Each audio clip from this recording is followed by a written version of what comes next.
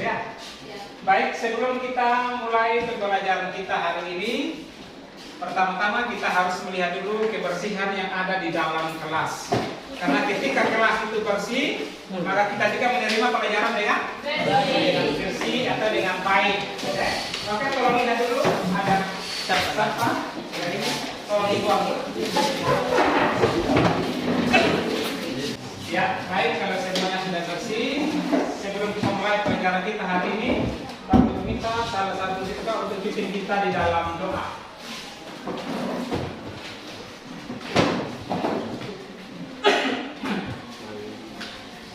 Teman-teman, sebelum kita mulai pelajaran pada siang ini, mari kita menghadap Tuhan dalam doa amat kita berdoa. Ya Bapa dalam kerajaan surga, berdoa kepada Bapa di surga. Amin. Terima kasih. Ya, kita proses ini. Siapa yang tidak hadir? Sebelum kita masuk dalam pelajaran kita yang baru hari ini, terlebih dahulu kita mencari tahu dulu kira-kira materi apa yang kita dapatkan pada minggu yang lalu. Ya, kira-kira minggu lalu kita bahas tentang materi apa? Ya, jadi pada pelajaran kita minggu yang lalu kita bicara tentang multikulturalisme. Ya, bicara tentang multikulturalisme. Adakah yang masih ingat tentang isi materi minggu yang lalu? Saya Pak. Ya, coba kira-kira. Indonesia sebagai negara multikultur, yaitu dari sudut budaya, agama, bangsa, dan lain-lain. Ya, dilihat bahwa Indonesia sebagai negara multikultur. Multikulturnya itu multikultur dari mana? Dikatakan tadi dari budaya. Ya, selain budaya ada apa lagi tadi? Agama. Selain agama? Bahasa. Ya, mungkin hanya itu yang dilihat. Tapi juga misalnya letak geografis. Letak geografis itu ada di dalamnya. Misalnya apa? Letak geografis. Apakah letak geografis itu hanya merata atau ada yang bukit-bukit? Ada yang bukit, ya. Itu letak geografis. Tidak selamanya letak geografis kita Indonesia ini berada pada yang merata. Tetapi juga ada yang berbukit, ya. Ada yang belok-belok dan sebagainya. Itu yang disebutkan dengan berbagai multikultur yang ada dalam setiap budaya. Coba ada lagi yang lain yang ingat kira-kira masih materi kita minggu lalu? Ya, coba. Multikultur tentang berbagai namun tetap berada dalam satu kebinekaan. Ya, bahwa kita dikatakan sebagai masyarakat yang multikultur. Multikultur itu sama dengan kepelbagaian, berbagai macam, ya, berbagai macam budaya, adat istiadat dan lain sebagainya. Tetapi ada semboyan yang ada itu yaitu tentang Bhinneka Tunggal Ika. Ya, meskipun kita berbeda-beda, tetap menjadi satu. Ya, jadi meskipun kita berbeda-beda, apakah itu bedanya bahasa, apakah itu bedanya budaya, apakah itu bedanya suku, agama, tetap kita dikatakan sebagai satu adanya. Ya, baik. Karena kita masih ingat tentang pelajaran kita pada minggu yang lalu, hari ini kita coba untuk maju pada salah satu pembahasan kita yang baru, yaitu tentang hidup bersama dengan orang yang berbeda iman. Pertanyaan muncul adalah begini: ketika bangsa Indonesia atau ketika kita masyarakat orang Sumba yang ada di Pulau Sumba ini, apakah kita hidup hanya orang Kristen yang ada di dalamnya? Tidak, ya, ada berbagai macam agama atau aliran kepercayaan. Katakanlah misalnya aliran kepercayaan atau agama apa yang ada? Katolik, Islam, Buddha, Konghucu, ya, dan lain sebagainya, ya. Jadi ada. Nah, apakah dengan adanya kepelbagaiannya atau apakah dengan berbeda keyakinan itu membuat masyarakat menjadi kacau? Tidak. Atau tidak? Tidak. Contohnya bagaimana? Kira-kira kalau menjadi tidak jadi kacau, contohnya bagaimana? Dari kepelbagaian itu supaya masyarakat itu tidak kacau meskipun berbeda keyakinan, saling satu dengan yang lain, memberikan kebebasan kepada orang lain untuk beribadah. Ya, itu hal-hal itu yang akan membuat kita meskipun kita berbeda tetap berada di dalam satu kesatuan, ya. Yang dikatakan tadi misalnya berbeda iman.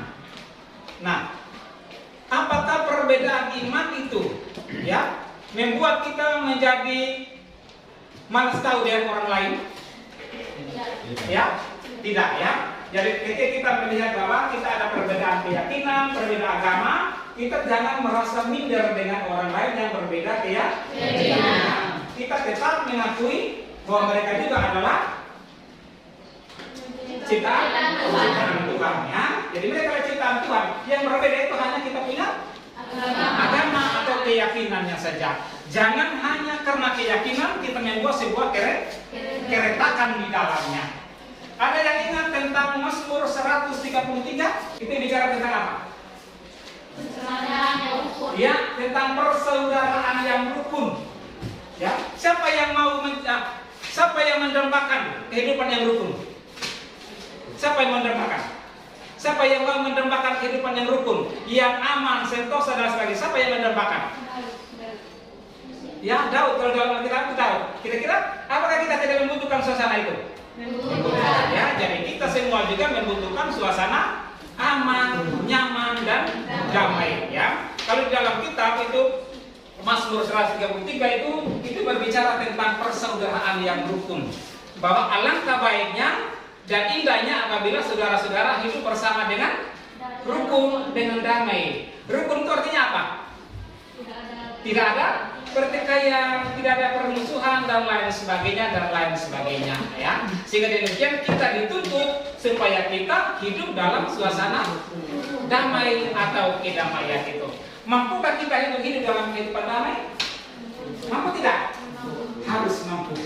Berbagai macam tantangan yang kita hadapi dalam dunia ini, kita harus tetap mampu menciptakan sebuah kehidupan yang rukun di dalam keluarga. Kalau di sekolah, apakah Anda rukun dengan Anda punya teman? Rukun. Ada yang rukun, ada yang tidak rukun. Apa yang menyebabkan kira-kira sehingga Anda tidak rukun dengan teman? Perbedaan pendapat. Apa lagi? Saling mengejek. Apa lagi? Ya, ketersinggungan. Ya, tersinggung ini siapa yang biasa tersinggung di sini? Ya, bintang. Ya, tersinggungnya karena apa?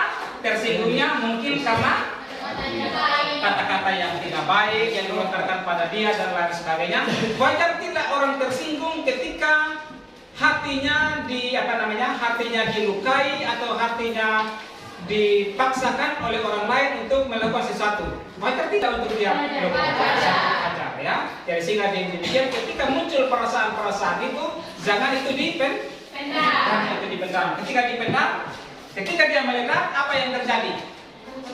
Ya, emosi sudah ya, permusuhan sudah dan lain sebagainya. Apakah itu yang diajarkan sekarang ini? Tidak. Ya, yang diajarkan sekarang ini adalah biar kita berbeda keyakinan, kita tetap menjadi satu di dalam Tuhan atau satu di dalam kesatuan ya. Dalam kita menentukan atau hidup bersama dengan orang yang berbeda iman. Ya, yang dikatakan itu yang pertama adalah semua agama sama saja, ya kan? Apalagi yang harus kita lakukan? Ada pemahaman orang yang menganggap bahwa hanya agamanya saja yang paling baik dan paling benar. Jangan kita menyatakan kepada orang lain hanya agama saya yang paling baik atau paling benar, sehingga itu boleh masuk di dalam saya punya agama atau keyakinan. Kira-kira apa itu toleransi? Sikap yang bagaimana? Sikap menerima perbedaan orang lain atau memberikan kebebasan kepada orang lain untuk memeluk agama dan keyakinan yang dia percayai. Ya.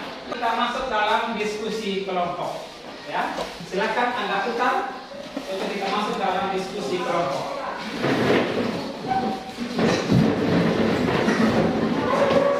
Ya, nanti dikerjakan ya.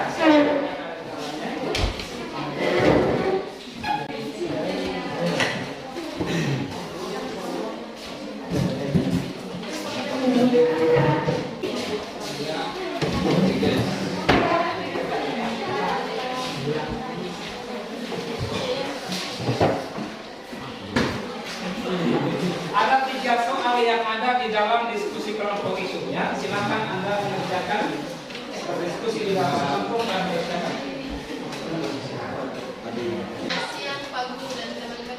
Selamat siang. Kepada kami dari Kampung 1, kami akan mempresentasikan hasil diskusi kami. Berikan contoh tentang sikap fanatik dalam kehidupan beragama yang kita temukan di Indonesia. Jawabannya, menghina agama lain, melakukan pembakaran rumah ibadah. Yang ketiga, gereja harus berkomunikasi antar masyarakat semakin baik. Kita harus akui bahwa dengan adanya komunikasi, maka kita tidak akan menciptakan pertengkaran antar umat beragama. Ya, baik, saya akan menjawab pertanyaan dari Adega. Dalam situasi dan kondisi apapun, gereja harus memberi ruang kepada mereka untuk memeluk agama dan keyakinan yang mereka miliki, yaitu dengan jalan menjaga keamanan saat orang yang berbeda keyakinan dengan kita menjalankan ibadahnya, membantu mereka apabila kita bisa membantu mereka. Ya, oke, itu jawabannya. Ya, jadi sejauh mana minimal gereja telah melakukan upaya. Minimal gereja telah melakukan upaya untuk memberikan ruang kepada mereka dalam hal apa tadi, misalnya katakanlah, ya, ketika ada orang yang mengapa agama lain merayakan mereka punya hari raya gerejawi atau hari raya gereja, nah, hari raya gerejawi ataupun hari raya misalnya orang Islam, hari raya apa namanya? Lebaran dan lain sebagainya. Apa yang bisa kita lakukan?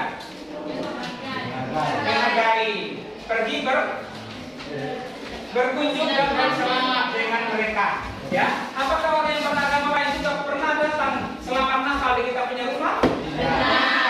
Ya, jadi itulah ruang yang diberikan oleh kita kepada orang yang berbeda keyakinan. Kita tidak bisa mengatakan bahwa selamat hari Natal itu hanya diucapkan oleh orang Kristen saja kepada orang Kristen, tetapi bisa juga oleh orang Islam. Agama lain bisa mengucapkan selamat Natal kepada orang yang beragama lain, agama Kristen. Atau agama Kristen juga bisa mengucapkan minal aidin wal faizin buat mereka yang beragama Islam atau Muslim dan lain sebagainya. Ya. Jadi itu kira-kira yang ada. Itu satu pertanyaan tadi. Ada lagi yang ingin bertanya? Ada lagi mungkin yang ingin bertanya pada kelompok? Sebelum kita tutup. Tidak ada lagi? Tidak ada lagi. Oke, kalau tidak ada lagi, kita berikan kesempatan kepada kelompok untuk menutup diskusi kita pada hari ini. Terima kasih buat kesempatan kami. Sekian. Kita berikan aplaus. Dari keseluruhan materi kita, maka kita menarik sebuah kesimpulan. Kesimpulan yang kita ambil adalah bahwa ketika orang hidup dalam sebuah keyakinan yang berbeda, jangan pernah menciptakan sebuah perpecahan, perselisihan atau berbaik. Itu kira-kira yang bisa kita sampaikan pada pertemuan kita pada hari ini. Nanti minggu depan kita akan lanjut lagi dengan masih pada materi kita yang hidup bersama dengan orang yang berbeda iman. Kita masuk di dalam pertemuan yang kedua. Jadi minggu depan kita persiapkan lagi diri kita untuk kita masuk di dalam materi kita yang ini, tetapi masuk dalam pertemuan yang kedua. Ya. Oke, baik, kita angkat lagu pertolongan. Angkat sudah.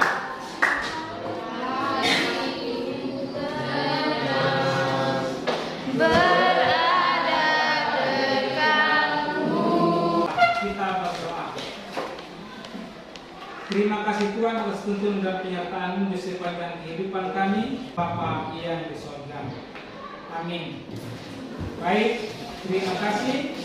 Pertemuan kita hari ini sampai di sini saja. Nanti kita bertemu lagi pada minggu depan. Terima kasih. Yuk.